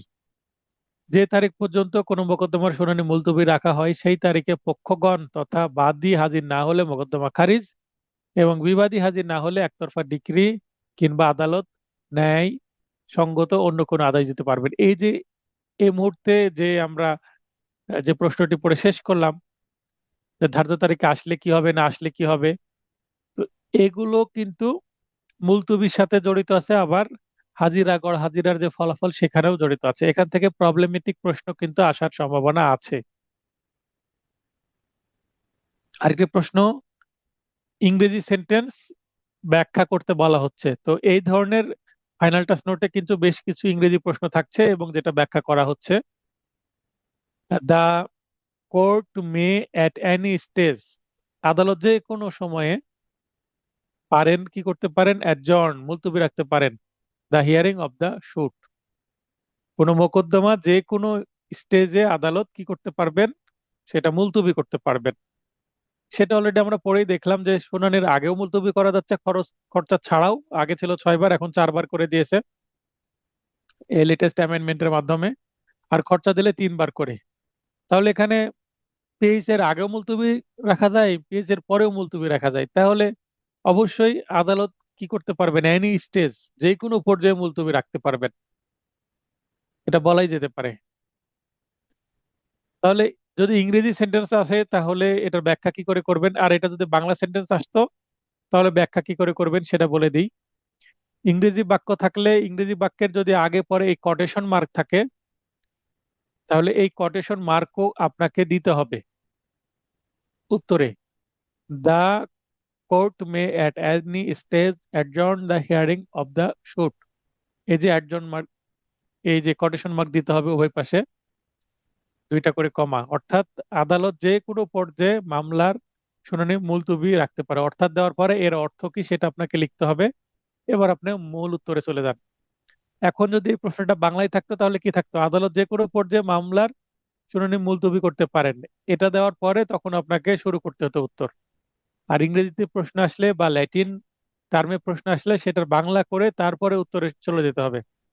The code of civil procedure 1908 এর অর্ডার 17 অর্থাৎ 17 এ উল্লেখিত মোকদ্দমা মুলতবি বিষয়ক বিধানের আলোকে মন্তব্যটি নিম্নে ব্যাখ্যা করা হলো। মামলার শুনানির উপর ভিত্তি করে দেওয়ানি মামলার স্তর সমূহকে দুইটি প্রধান ভাগে বিভক্ত করা যায়, যথা চূড়ান্ত শুনানি বা প্রিএম্পটরি হিয়ারিং পিএইচ এর আগের পর্যায়ে মুলতবি, একটু আগে যেটা আমরা পড়লাম, এবং এইগুলো আমরা একটু আগে পড়েছি, আবার এটাও পড়েছি। অর্থাৎ পেইজ এর আগে এবং পেইজ পর্যায়ে কতবার মুলতবি দেওয়া যায় সেটা আমরা বলে দিলাম। বলে দেওয়ার পরে এবার আমরা কনক্লুশনে যাব। যে অর্ডার 7 এর বিশ্লেষণ করলে উপলব্ধি করা যায় যে অলরেডি আমরা অর্ডার 7-এ কি আছে গুরুত্বপূর্ণ অংশটুকু দিলাম। দেওয়ার পর বলছি অর্ডার 17 বা 17-তে এই এর বিশ্লেষণ করলে বা এর বিধানের বিশ্লেষণ করলে উপলব্ধি করা যায় যে চূড়ান্ত শুনানির আগের পর্যায়ে খরচা ব্যতীত ও খরচা সহ মামলার যে কোনো পক্ষ মুলতবি পেতে পারেন। তাহলে চূড়ান্ত শুনানির আগেও পাওয়া যাচ্ছে খরচা ব্যতীত খরচা সহ। আবার চূড়ান্ত শুনানির পর্যায়ে সাধারণত মুলতবি চাওয়া যাবে না, তবে ন্যায় বিচারের স্বার্থে বিজ্ঞ আদালত প্রতিপক্ষকে খরচা সহ সর্বোচ্চ 3 বার মুলতবি 3 বার শুনানি মুলতবি মঞ্জুর করতে পারেন, অর্থাৎ টাইম পিটিশন বা সময়ের দরখাস্ত মঞ্জুর করতে পারেন। অধিকাংশ মামলার পক্ষগণের আবেদন ছাড়াও কারণ লিপিবদ্ধ পূর্বক আদালত স্বেচ্ছাপ্রণোদিত বা সুমুটো হয়ে শুনানি মুলতবি রাখতে পারেন। পক্ষগণ আবেদন করলেও, বাদী আবেদন করলেও মঞ্জুর করলো, বিবাদী আবেদন করলেও মঞ্জুর করলো, বাদীকেও আবেদন করেনি, আদালতের দরকার, আদালত নিজে থেকে আবার কি করছে, মুলতবি করছেন। তাহলে এখানে আদালত অবশ্যই মুলতবি করতে পারেন এবং যে কোনো পর্যায়ে করতে পারেন। সেটা কি হয়ে গেল, প্রমাণিত হয়ে গেল, এটা ব্যাখ্যা হয়ে গেল। তার মানে আপনাকে এই যে বক্তব্য, এই বক্তব্য এটা, অতএব এটি স্পষ্ট যে the court may at any stage adjourn the hearing of suit, অর্থাৎ আদালত যে কোনো পর্যায়ে মামলা শুনানি মুলতবি করতে পারেন। দেখেন ইংলিশ সেন্টেন্সটা আমি প্রথমে শুরু করেছিলাম, শুরুতেই ইংলিশ সেন্টেন্সটা দিয়েছিলাম, আবার শেষে এসে ইংলিশ সেন্টেন্স দিয়ে কিন্তু আমি কি করেছি, শেষ টেনেছি। এই স্টাইলে যদি ব্যাখ্যামূলক প্রশ্ন লিখেন ইংলিশ সেন্টেন্সের ক্ষেত্রে, তাহলে আমি প্রায় 5-এর মধ্যে 4, 4.5 পর্যন্ত নম্বর দিব। বার কাউন্সিলেও এভাবেই নম্বর পাওয়া সম্ভব। এরপরে topic 7, arrest and attachment before judgement. এখনো রায় হয়নি, তার আগেই বিবাদীর সম্পত্তি কি করতে চাচ্ছি, অ্যাটাচ করতে চাচ্ছি, অর্থাৎ ক্রোক করতে চাচ্ছি, অথবা বিবাদী যেন পালিয়ে না যায় সম্পত্তি বিক্রয় করে, সেই কারণে তাকে অ্যারেস্ট করা যাবে। কোন ক্ষেত্রে এবং কোন পরিস্থিতিতে সেটা আমরা দেখব। কোন ধরনের দেওয়ানি মামলার রায়ের পূর্বে বিবাদীর সম্পত্তি ক্রোক করার প্রার্থনা করা যায়? সাধারণত মানি সুট বা টাকা আদায়ের মামলায় করা যায়। অনুরূপ ক্রোকের আদেশ লাভের জন্য কি কি শর্ত পূরণ করতে হবে আমরা দেখব। যে 38 আদেশ, 38 বিধি 5 এবং 6, এই দুইটা বিধান পড়লেই আমরা এই শর্তগুলো বুঝতে পারবো। কোন ধরনের সম্পত্তি রায়ের পূর্বে ক্রোক করা যায় না সেটা আমরা দেখব। ছোট এই প্রশ্নটা কিন্তু 2 বা 3 নম্বরের জন্য আসতে পারে এবং খুবই গুরুত্বপূর্ণ প্রশ্ন এটা। 7.3 যেটা, কোনো আদালতের স্থাবর সম্পত্তি ক্রোকের আদেশ দানের ক্ষমতা নেই, এটা ছোট একটা প্রশ্ন হতে পারে 1 নম্বরের জন্য। দেওয়ানি কার্যবিধির সংশ্লিষ্ট বিধানসমূহের আলোকে আলোচনা করুন। তো এই অংশটুকু যদি জুড়ে আসে, একটু বেশি নম্বরে আসলে বেশি আলোচনা করতে হবে, 1, 2 নম্বরের জন্য আসলে ওই ছোট্ট করে আলোচনা করতে হবে।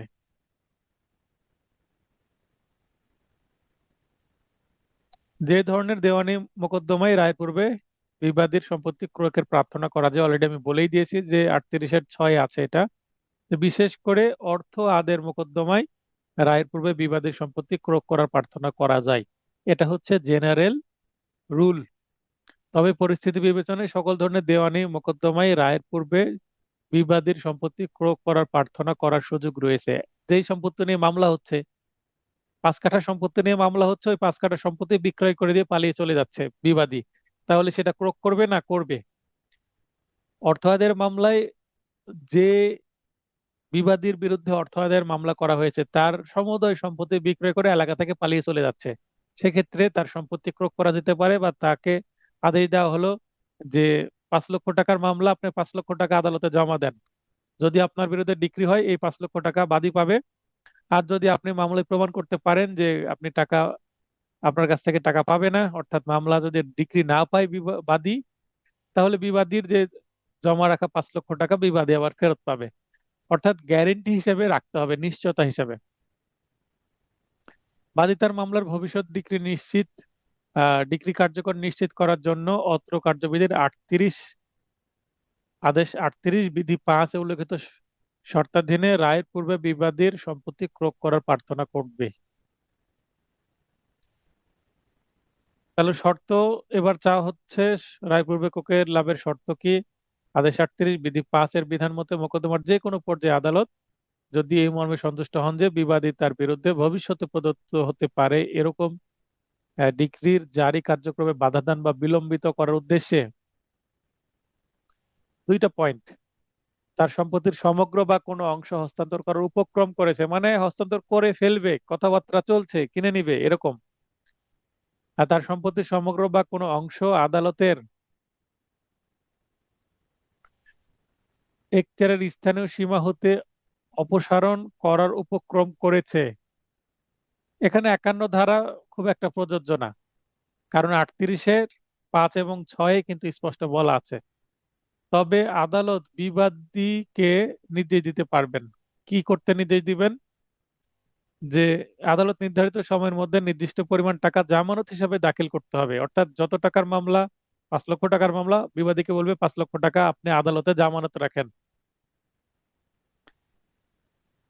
উক্ত সম্পত্তি বা তার মূল্য বা ডিক্রি পরিশোধ হওয়ার মতো উপযুক্ত অংশ আদালতের এখতিয়ারে ন্যস্ত করার জন্য। তাহলে সম্পত্তি আদালতে ন্যস্ত করবে বা টাকা জমা দিবে। বিবাদী কেন জামানত দাখিল করবে না সে বিষয়ে আবার শোকজ করতে পারে বিবাদীকে, অর্থাৎ কারণ দর্শানোর জন্য হাজির হতে বলতে পারে। কারণ দর্শানোর ইংরেজি হচ্ছে শোকজ। আদালত উক্ত আদেশের সাথে এইরূপ নির্দিষ্ট সম্পত্তির সমগ্র বা তার কোনো অংশ শর্ত সাপেক্ষে ক্রোকের আদেশ দিতে পারবেন। তো এই হচ্ছে শর্ত। 38-6 আমরা দেখব যে বিবাদী যদি আদালত নির্ধারিত সময়ের মধ্যে নির্দিষ্ট পরিমাণ টাকা জামানত হিসেবে দাখিল করতে ব্যর্থ হয়, বা জামানত দাখিল না করা বিষয়ে কারণও না দর্শায়, মানে টাকাও জমা দিল না আবার কারণও দর্শালো না, সেক্ষেত্রে আদালত কি করবে? তবে উপরোল্লিখিত শর্তাধীনে, অর্থাৎ উপরের যে শর্তগুলো পূরণ হলে আদালত বিবাদীর উক্ত সম্পত্তি হতে ডিক্রি পরিশোধ হবার মতো উপযুক্ত অংশ রায় ঘোষণার পূর্বে নির্ধারিত পদ্ধতিতে ক্রোকের আদেশ দিতে পারবেন। অর্থাৎ সেটা ক্রোক করে আদালত আদালতের নিজ দায়িত্বে নিয়ে নেবেন। এবার ক্রোকযোগ্য নয় কোন সম্পত্তি রায়ের পূর্বে? রায়ের পরে ক্রোক হতে পারে, কিন্তু এগুলো রায়ের পূর্বে মামলা চলাকালীন ক্রোক করা যাবে না। এটা আদেশ 38-এর বিধি 12-তে আছে। কৃষকের দখলে থাকা কোনো কৃষিজ দ্রব্য ক্রোকের জন্য বাদী আবেদন করতে পারবে না। এমনকি অনুরূপ কৃষিজ দ্রব্য ক্রোক বিষয়ে শুনানির উদ্দেশ্যে বিবাদীকে আদালতে হাজির হওয়ার জন্য আদেশ প্রদান করার ক্ষমতা অত্র কার্যবিধি আদালতকে প্রদান করেনি। তার মানে 12 বিধিতে বলা হচ্ছে যে কৃষকের দখলীয় সম্পত্তি, ফসল বা দ্রব্য বা কৃষি দ্রব্য ক্রয় করতে পারবে না, এবং এইটা ক্রয়ের বিষয়ে কোনো কি দেওয়া যাবে না, কৃষককে শুনানির জন্য আদালতে ডাকাও যাবে না। মানে এইটা সম্পর্কে স্ট্রিক্ট নিষেধ করেছে, কৃষককে ছাড় দেওয়া হয়েছে, কারণ সে ফসল না ফলালে কিন্তু দেশের অর্থনীতিতে একটা ব্যাপক সমস্যার সৃষ্টি হবে। আইনটা যেহেতু অনেক আগের, 1908 সালের, তো ওই সময় কিন্তু কৃষকরা ফসল না ফলালে কিন্তু খাজনা পেত না, যারা শাসন করতো দেশ তারা। এই কারণে খাজনা নেওয়ার উদ্দেশ্যে কৃষকদের এই ছাড়টা দেওয়া হয়েছে, যেন তারা অন্তত খাজনা দেওয়ার জন্য হলেও ফসলটা ফলাতে পারে। এই কারণে অতএব এটি স্পষ্ট যে কৃষকের দখলে থাকা কোনো কৃষি দ্রব্য ক্রয়যোগ্য নয়। তারাই ব্রিটিশরা আইন তৈরি করেছে যেন তাদের সম্পত্তি ক্রয়ে কোনো সমস্যা না হয়, মানে সরি, ওই খাজনা পেতে যেন সমস্যা না হয়, কারণ ফসল না ফলালে খাজনা কোত্থেকে দিবে? খুব চালাকি করে এই জায়গাটা তৈরি করেছে। কোনো আদালতের স্থাবর সম্পত্তি ক্রোকের আদেশ দানের ক্ষমতা নেই। 1 নম্বরের জন্য 38-এর 13-তে বলা হচ্ছে স্বল্প এখতিয়ার সম্পন্ন আদালত বা স্মল কজ কোর্ট এর স্থাবর সম্পত্তি ক্রোকের আদেশ দানের কোনো ক্ষমতাই নেই, তিনি পারবেন না। এবার একটি প্রবলেমেটিক প্রশ্ন, এখান থেকে আরো প্রবলেমেটিক প্রশ্ন তৈরি করা হয়েছে যেটা আপনাদেরকে অবশ্যই দেওয়া হবে। বিগত সালের প্রশ্ন, নতুন প্রশ্ন, যেমন আমার এমসিকিউ ফাইনাল টাচ নোটটা ছিল সেটার সাথে কিছুটা মিল থাকবে নোটের, মানে কি কি এলিমেন্ট থাকছে। যেমন সেখানে প্রবলেমেটিক প্রশ্ন অনেকগুলো ছিল, নতুন মানে এমসিকিউ প্রশ্ন ছিল বিগত সালের, আবার নতুন এমসিকিউ প্রশ্ন ছিল, আবার কনফিউশন সৃষ্টিকারী প্রশ্ন ছিল। তো এই নোটও এইভাবেই কনফিউশন সৃষ্টিকারী কিছু প্রশ্ন রাখার চেষ্টা করছি ক্যাটাগরি করে, এবং নতুন প্রশ্ন তো অসংখ্য থাকছেই, এবং বিগত সালেরও অনেক প্রশ্ন অ্যাড করা হচ্ছে প্রতিটা টপিকের আন্ডারে। আপনার মক্কেল শরাফতের পক্ষে আপনি 2 লক্ষ টাকা আদায়ের জন্য কালামের বিরুদ্ধে, তাহলে এখানে মক্কেল শরাফত মানে এখানে বাদীকে কে বলতে পারবেন? এই যে এখানে শরাফত এবং কালাম দুইজনের নাম আসছে, এই কালাম এবং শরাফতের মধ্যে এই মামলায় বাদী কে আর বিবাদী কে, কে বলতে পারবেন? হ্যাঁ, শিবলি ভাই বলেন। তো এখানে সরবরাহ হচ্ছে বাদী এবং কালাম হচ্ছে বিবাদী। হ্যাঁ, তো এটা প্রথমে পড়ার পরে বুঝতে হবে। এবং মামলাটা কি? 2 লক্ষ টাকার মানে মামলা, মানে এখানে মানি শুট। তার মানে এখানে মানি শুট দেখে আপনার বুঝতে হবে যে দুইটা জিনিস হতে পারে, এক হচ্ছে সেট আপের আবেদন করা যেতে পারে মানি শুটের ক্ষেত্রে, আর আরেকটা হচ্ছে রায়ের পূর্বে ক্রোক। মানি শুট যেখানে আছে দুইটা জিনিস এখানে রেলিভেন্ট হয়ে যায়। আপনার মক্কেল শরাফত তার মানে আপনি বাদী পক্ষের আইনজীবী। হ্যাঁ, নাজমা নাহিদ বলেন। দ্রুত লাইনে আসতে হবে, না হলে আপনার মাইকটা দেখেন বাম দিকে আছে, মিউট আনমিউট ওখানে টাচ করতে হবে, তাহলে মাইক অন হবে। আচ্ছা, আপনাকে শেষে কথা বলার সুযোগ করে দেব, আপনি মাইক অন করতে পারছেন না। কালামের বিরুদ্ধে চট্টগ্রামের প্রথম প্রথম যুগ্ম জেলা জজ আদালত, তাহলে এখানে প্রথম যুগ্ম জেলা জজ আদালত চট্টগ্রাম, আদালতের নামও দিয়ে দেওয়া আছে, আপনি আদালতের নাম বানাতে পারবেন না যদি এটা কি করে, মানে ড্রাফটিং যদি এখান থেকে দিয়ে দিই, তাহলে কিন্তু আদালতের নাম উল্লেখ করা আছে, বাদী বিবাদীর নাম উল্লেখ করা আছে, যেগুলোই দেওয়া আছে সেগুলো উল্লেখ করতে হবে ড্রাফটিং থাকলে। এবং ড্রাফটিং এর জন্য এই ধরনের সিচুয়েশন যদি দেওয়া থাকে প্রশ্নের মধ্যে, বাদী বিবাদীর নাম, কত টাকার মামলা, মানে মামলার তাইদা 2 লক্ষ টাকা, মানি শুট দায়ের করেছেন। মামলাটি বিচারাধীন অবস্থায় আপনি অবহিত হন যে কালাম চট্টগ্রামের ডাবল মুরিং মৌজায় অবস্থিত তার একমাত্র সম্পত্তি 5 কাঠা জমি বিক্রির চেষ্টা করছে। মানি শুটের ভবিষ্যৎ বিক্রি কার্যকর নিশ্চিত করার জন্য আপনি আইন অনুযায়ী কি পদক্ষেপ গ্রহণ করবেন? এখানে 2 লক্ষ টাকা দেখে বলতে পারেন যে এটা তো সহকারী জজ আদালতেই হওয়ার কথা, কেন যুগ্ম জেলা জজ আদালতে হলো? এটা কেউ বলতে পারবেন যে মামলাটা কেন সহকারী জজ আদালতে না হয়ে যুগ্ম জেলা জজ আদালতে হয়েছে? মানি স্যুটের হ্যাঁ, মামলা সেজন্য স্যার। হ্যাঁ, মানি শুটের মামলা এই কারণে। আকাশ ভাই বলেন। স্যার আপনি যেই থানার উল্লেখ দিয়েছেন চট্টগ্রামে, সেখানে স্যার অত্তরিন আদালত নামে আলাদা একটা কোর্টে আছে স্যার। অত্তরিনের মামলাগুলো ওইখানে করা হয় ওটা, এবং এটা যুগ্ম জেলা জজ আর কি স্যার, আমি যেটা তো দেখছি এখানে আর কি। এখানে এটাকে বলে এটাকে বলে subjective jurisdiction of the court. এখানে পিকুইনারি জুরিসডিকশন, টাকার পরিমাণটা ম্যাটার না, সাবজেক্টিভ জুরিসডিকশন। যেমন আপনার যে সাকসেশন মামলা বা উইল প্রবেটের মামলা কিন্তু যুগ্ম জেলা জজে হবে, টাকার অ্যামাউন্টটা এখানে কোনো ম্যাটার না। তার মানে এটা স্পেশালি এটা জেলা জজের জুরিসডিকশন। এই মামলাটা জেলা জজের, কিন্তু জেলা জজ নিজে না করে অরিজিনাল জুরিসডিকশন কাকে দিয়ে দিয়েছে? যুগ্ম জেলা জজকে দিয়ে দিয়েছে। বুঝতে পেরেছেন? জি স্যার। মানি শুট সাকসেশন মামলার যে জুরিসডিকশন, এটা জেলা জজের জুরিসডিকশন, তো জেলা জজ নিজে না করে এই মামলাটা কাকে দিয়ে দেয়?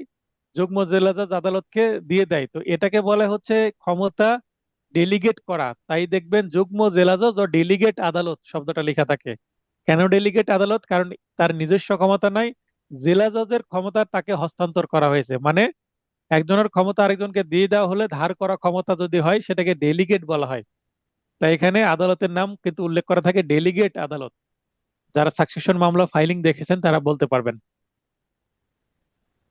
তো এবার ঘটনা, ঘটনা তো প্রশ্নের মধ্যেই আছে, সেখান থেকে তুলে দিবেন। বিচার্য বিষয় সেখান প্রশ্নের মধ্যে আছে। আমার প্রবলেমেটিক যে প্রশ্ন নিয়ে যে চ্যাপ্টার থাকছে ফাইনাল টাস্ক নোটে, সেখানে আমি প্রবলেমেটিক প্রশ্নের উত্তর কয়ভাবে করা যায় সেটা উল্লেখ করব এবং বলে দিব আমি যে আপনি কোন ভাবে করলে কত পাবেন। ঠিক আছে? তো আমি যে ফরম্যাটে দিয়েছি, ঘটনা বিচার্য বিষয় এভাবে লিখতে যদি সময় বেশি লাগে, আপনার হাতের লেখা স্লো হয় বা হাতের লেখা ফাস্ট, একটা লেখায় বেশি লিখতে যে একটা প্রবলেমেটিক প্রশ্নের জন্য আপনার হাতে আর সময় বেশি নাই, শেষের দিকে আপনি চলে আসছেন, তো এই কারণে শর্টে লিখতে চাচ্ছেন, সেক্ষেত্রেও কিভাবে লিখবেন সেটা ফাইনাল টাস্ক নোটে কয়েকটা পদ্ধতি দেওয়া আছে, অর্থাৎ শর্ট পদ্ধতি, লং পদ্ধতি, মিডিয়াম পদ্ধতি। আপনার যেটা সুবিধা হয় সেইটা আপনি ব্যবহার করবেন। হ্যাঁ, নাজমা নাহিদ, আপনি মেবি কথা বলতে যাচ্ছেন, বলেন, লাইন অন হয়েছে আপনার। না ঠিক আছে স্যার, ও এখনো কি মাইক অন আছে স্যার? ঠিক আছে, আমি ওইটার হ্যাঁ বিষয়ে বলতে চাচ্ছিলাম। অর্থঋণের মামলাটা স্যার সাধারণত যুগ্ম জেলা জজই হয় কিনা? হ্যাঁ, সেটা আমি অলরেডি ক্লিয়ার ওই যে করে ডেলিগেট, দিয়েছি। আমি তো এর মধ্যে ক্লিয়ার হয়ে গেল। জি স্যার। হ্যাঁ, এটা ডেলিগেট কোর্ট, হ্যাঁ, মানে জি স্যার। ক্ষমতা হস্তান্তরিত কোর্ট। ঠিক আছে, আপনি এই যে গলা শব্দ করছেন এটা আপনি মাইক অফ করে দিয়ে করবেন, না হলে কিন্তু এটা রেকর্ড হচ্ছে, আপনার শব্দ চলে আসছে। অথবা আচ্ছা ওকে মাইকটা স্যার। একটু দূরে নিয়ে শব্দ করবেন, সমস্যা নাই। আচ্ছা, এরপরে আমরা প্রাসঙ্গিক আইনে এখানে 38-এর 5-এ, এখানে 38-এর 5-এ কিন্তু আবেদন করতে হবে। আবেদনের যদি ড্রাফটিং আসে 38-এর 5 আবেদন করবেন। যদিও আমার ড্রাফটিং এ আমি উল্লেখ করে থাকি যদি 6 বা 5-6 উভয়, আপনার 38-এর 5-এ আবেদন করতে হবে এবং আদালত সিদ্ধান্ত দিবে হচ্ছে 38-এর 6-এ। 38-এর 5-এ হয় ড্রাফটিং আর 38-এর 6-এ হয় হচ্ছে আদেশের ক্ষমতা আদালতকে দেওয়া হয়েছে। তাহলে সিদ্ধান্ত অনুসারে আমরা বলবো যে এখানে রায়ের পূর্বে ক্রোকের প্রার্থনা করব। এই তো আজকের সর্বশেষ টপিক হচ্ছে 8, অ্যাপয়েন্টমেন্ট অফ রিসিভার, রিসিভার নিয়োগ বা তত্ত্বাবধায়ক নিয়োগ। রিসিভার কোন ব্যক্তি বা কে? রিসিভার কাকে বলে? কখন রিসিভার নিযুক্ত হয়? রিসিভারের দায়িত্ব কি? রিসিভার রক্ষণাবেক্ষণের হতে কি কি কারণে সম্পত্তি মুক্ত করা যায়, মানে রিসিভারের কাছে সম্পত্তি আছে, তার কাছ থেকে সম্পত্তি কিভাবে নিয়ে নিতে পারি, মানে রিসিভারের দায়িত্ব থেকে তাকে মুক্ত করা আর কি। কখন এবং কিভাবে রিসিভারের নিযুক্তি বাতিল হয়? তার মানে এই সবকিছু মিলেই পুরো একটা বড় প্রশ্ন হতে পারে, অথবা এখানে ভেঙে ভেঙে প্রশ্ন আসতে পারে।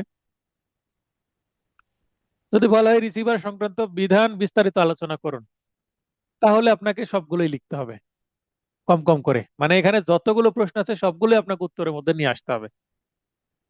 তাহলে রিসিভার সম্পর্কে যা কিছু আছে বিস্তারিত লেখা হয়ে যাবে। রিসিভার কে? রিসিভার বা তত্ত্বাবধায়ক হচ্ছে আদালত কর্তৃক নিযুক্ত একজন কর্মকর্তা, যিনি মোকদ্দমা চলাকালীন সময়ে বিরোধীয় সম্পত্তির তত্ত্বাবধান করেন, মানে দেখাশোনা করেন। মামলার বাদীর কাছে না বিবাদীর কাছে থাকবে? বাদী বলছে না, বিবাদীর কাছে রাখা যাবে না। বিবাদী বলছে বাদীর কাছে রাখতে দেব না।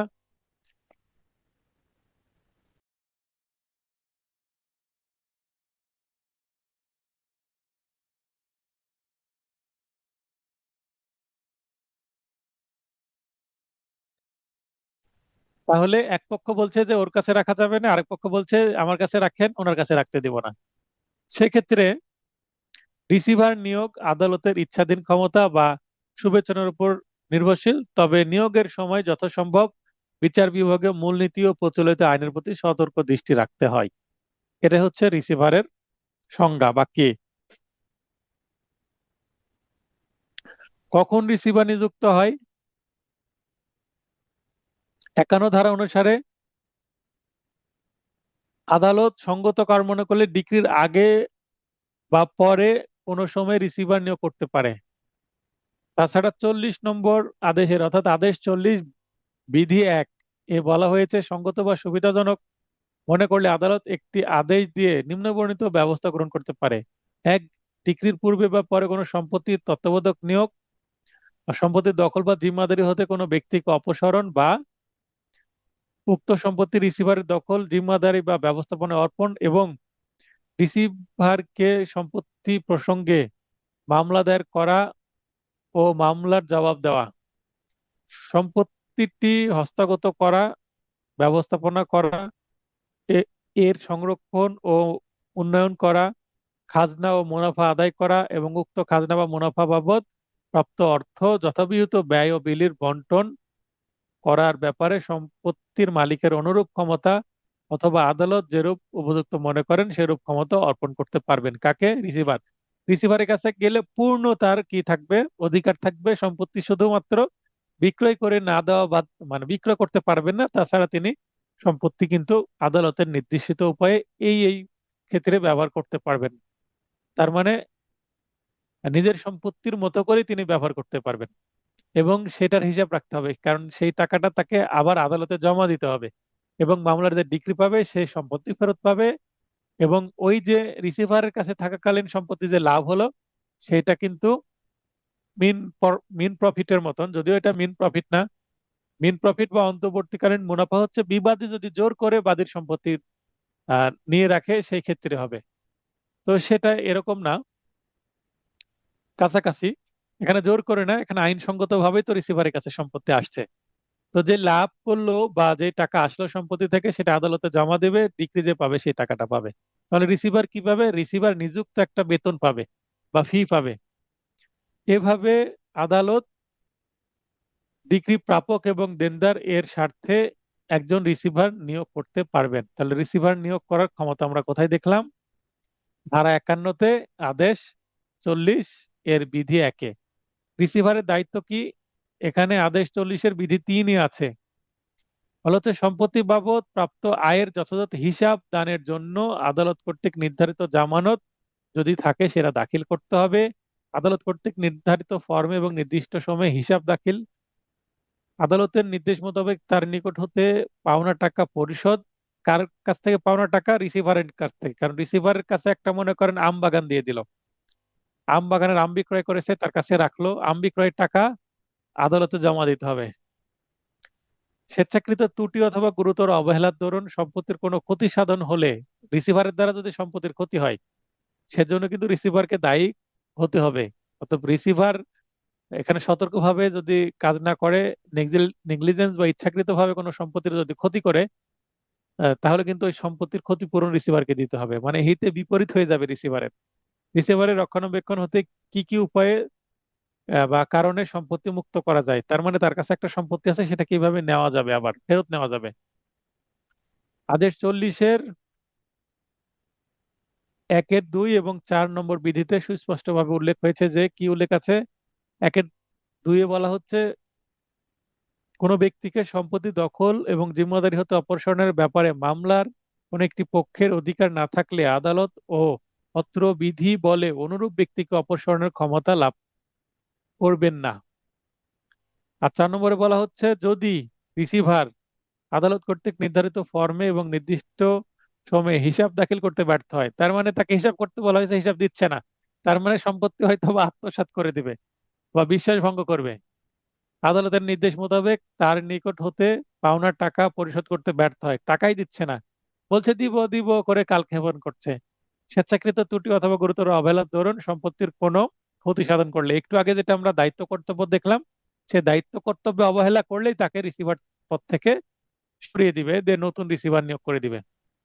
উল্লেখিত কারণে রিসিভার সঠিকভাবে দায়িত্ব পালনে ব্যর্থ হলে আদালত রিসিভারের সম্পত্তি ক্রোক করার নির্দেশ দিতে পারবেন।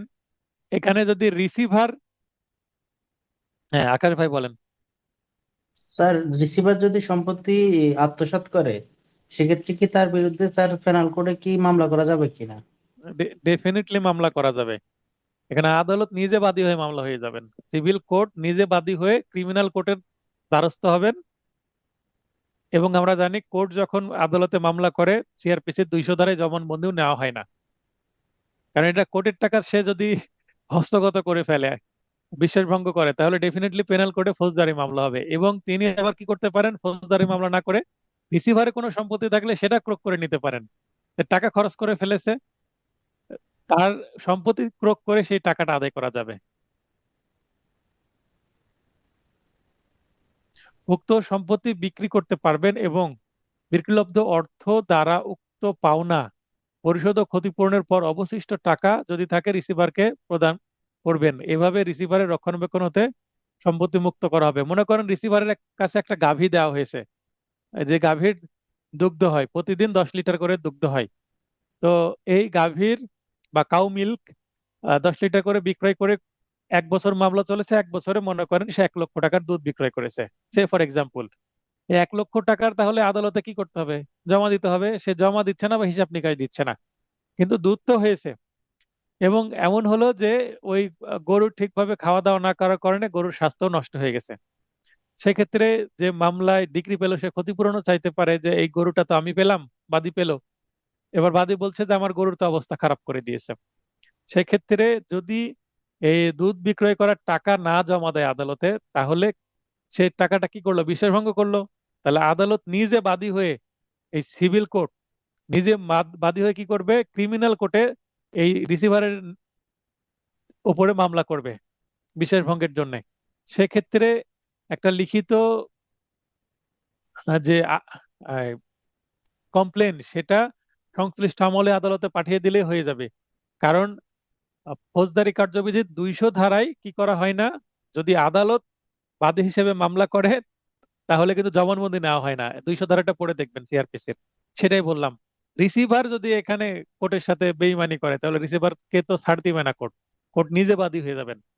অথবা তিনি মামলা করলেন না, সিভিলেই কি করতে পারবেন, যে এই এই মামলার অধীনে রিসিভারের সম্পত্তি ক্রোকের আদেশ দিবেন। সেক্ষেত্রে এই মামলায় তো রিসিভার কোনো পক্ষ না, সেক্ষেত্রে এই মামলার আন্ডারে একটা মিস কেস তৈরি হবে। এই আন্ডারে একটা মিস কেস হবে বা মিসসেলেনিয়াস বা বিবিধ কেস হবে। এবং সেই মিস কেস বা বিবিধ কেসের মাধ্যমেও কিন্তু এই রিসিভারের সম্পত্তি ক্রোক করে সেই সম্পত্তি বিক্রয় করে কি করা যাবে, এই বাদীর গাভীর যে ক্ষতি হয়েছে এবং দুধের টাকা মিটিয়ে নেওয়া যাবে। এবং পরিশোধ হওয়ার পরে যদি আবার কিছু টাকা বেঁচে যায় সেটা আবার রিসিভারকে ফেরত দিবে। তো এই হচ্ছে কাহিনী। রিসিভারের রক্ষণাবেক্ষণ হতে কি কি কারণে সম্পত্তি মুক্ত করা যায় সেটা আমরা একটু আগে দেখলাম, যে এই কয়েকটি কারণে 3টি পয়েন্ট। তো এখানে দেখেন যে রিসিভারের রক্ষণাবেক্ষণ হতে যে যে কারণে সম্পত্তি মুক্ত করা যায়, এখানে আলাদা প্রশ্ন। এখানে রিসিভারের রক্ষণাবেক্ষণ হতে কি কি কারণে সম্পত্তি মুক্ত করা যায়, এখানে আবার রিসিভারের রক্ষণাবেক্ষণ কি কি কারণে সম্পত্তি মুক্ত করা যায়, একই প্রশ্ন ডাবল চলে আসছে কেন? এখানে প্রশ্ন নিচে ডাবল আসছে কিন্তু উপরে ভিন্ন আছে, দেখেন একটু ঠিক করে নেবেন। রিসিভারের রক্ষণাবেক্ষণ হতে কি কি কারণে সম্পত্তি মুক্ত করা যায়, এটা হচ্ছে 8-এর 4। আর কখনো কিভাবে রিসিভারের নিযুক্তি বাতিল করা যায়, দেখেন প্রশ্ন একটু ভিন্ন আছে। তো 8-এর যে 5, এই প্রশ্নটা একটু কারেকশন করে নেন। আমি এটা একটু গ্রিন হাইলাইট করছি, যে কখনো কিভাবে রিসিভারের নিযুক্তি বাতিল করা যায়, এটা হবে মানে প্রশ্ন। দেখেন উত্তর ঠিক আছে, যখন এবং যেভাবে রিসিভারের নিযুক্তি বাতিল করা যায়, মানে প্রশ্ন কিন্তু রিপিট হয়ে গেছে 8-এর 4টা। তাহলে 8-এর 5টা আপনারা উপরে থেকে এখানে বসিয়ে নেন কেটে দিয়ে। তো একটু আগে আমরা দেখলাম কি কি কারণে বাতিল করা যায়, এখানে 3টা পয়েন্ট আছে। তো আজকের আলোচনা এতটুকুই। আগামী ক্লাসে আমরা 9, 10, 11 এবং 12 এই 3টা টপিক পড়বো। তারপরে বুধবারে ছুটি থাকবে, ক্লাস হবে না। এবং বৃহস্পতিবারে আপনাদের কি হবে, পরীক্ষা হবে। মেবি বৃহস্পতিবারে পরীক্ষার কথা বলা আছে। একদিন ছুটি পাচ্ছেন, তারপরে পরীক্ষা দিবেন। তারপরে মনে হয় শুক্র শনি ক্লাস আছে। হ্যাঁ আপা বলেন। স্যার, তাহলে হ্যাঁ। আগামী ক্লাসে আমরা বাকি টপিক কয়টা প্লাস ড্রাফটিং করছি। স্যার কাইন্ডলি যদি ড্রাফটিং দিয়ে ক্লাসটা শুরু করেন আমরা একটু বেশি সময় পাবো। আচ্ছা ঠিক আছে, আমাকে মেসেজ দিয়ে বলবেন এবং আমি শুরু করলে দেরি হলে হাত উত্তোলন করে আমাকে স্মরণ করে দিবেন। ঠিক জি আছে জি, না হলে স্যার ওই যে যে পরে ক্লাস শেষ হয়ে যাবে আর সময় থাকবে না। না, ওটা আচ্ছা দিয়ে বুঝেছি। শুরু করি। অর্থাৎ তারপরে প্রথমে ওকে স্যার। কনসেন্ট্রেশন বেশি থাকে, প্রথমে ড্রাফটিংটা একটু ভালোভাবে হ্যাঁ বুঝিয়ে জি জি তারপরে জি এই যেমন টপিক এখানে আপনার এক্সিকিউশন ডিক্রি এগুলো কিন্তু আপনাদের পড়ে নিলেই হয়ে যায়, ড্রাফটিংটাই বোঝার জায়গা। জি জি জি তো থ্যাংক ইউ কারো স্যার। যদি প্রশ্ন থাকে প্রশ্ন করবেন, আর প্রশ্ন না থাকলে যথারীতি ক্লাসটি শেষ করে তো আপনাদেরই কাজ করছি, ফাইনাল টাচ নোটটা আরো সুন্দর করছি। সবার সুস্বাস্থ্য কামনা করে ক্লাসটি শেষ করছি। শুভরাত্রি।